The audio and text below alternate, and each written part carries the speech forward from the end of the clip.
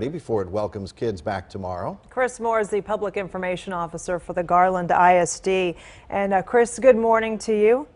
Good morning. Appreciate you guys having us on this morning. Well, thank you for being here. I know right after the tornadoes hit, you guys put out like an online questionnaire just trying to get information about which families were affected and how many of your kids were going to have a tough time coming back to school. We did. We launched a website, GISD Recovers, Wednesday at noon. It went live. It was parlayed with a phone bank. We had a database online. We had operators at our phone bank who were answering phone calls, walking people through that questionnaire. People could either answer that online or call that phone bank, and operators would assist them. And I checked just before you and I began talking, and we were up to 274 in about 4.5 days or 3.5 days of operation. So that's about 70 or so people a day we've been able to contact to find out their needs. And we saw already a collection of school uniforms that was gathered, all new and clean and ready to go for the kids when they come back. So a lot of the families presumably have already picked up those that and other school supplies. We have. We've got a giving place at our Student Services Center. A lot of businesses and community folks, just general citizens like you and me, have been their outreach has been beyond anything we could have expected. Several of our schools have uniforms.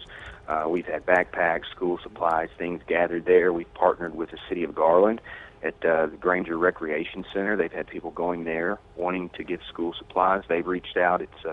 We've got a lot of things we're going to be able to pass out tomorrow when the students begin coming back. So nice to hear. I read in an article that in Garland that parents can choose to send their kids to any school district, so it was really kind of hard pinpointing exactly where the families lived and which schools would be affected, and that you're having to kind of reroute some bus routes, try to help all these displaced families and try to get them exactly to the school that they need to get to. It's a pretty complex undertaking.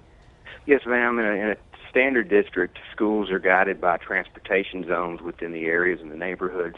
Garland is a school choice district, as you mentioned, and we have students who were impacted up to 60 campuses that we've identified. 3,500 of our students lived within that target zone of the tornado last week, but we have been able to work with both city governments.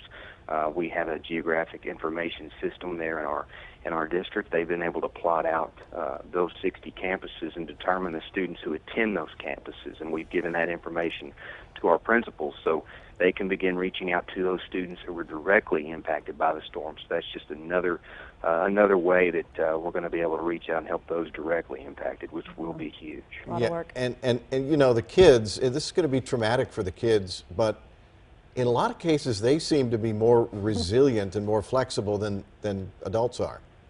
They do, and that's something that I'm sure we will be experiencing when they come back tomorrow. It's going to be a long-term healing process. They're not going to show up to school tomorrow on a Tuesday and then all of a sudden this thing's resolved. Right. For teachers, for students, it's going to be ongoing, and we know that, and we're prepared to help them on down the road. This will be weeks on end.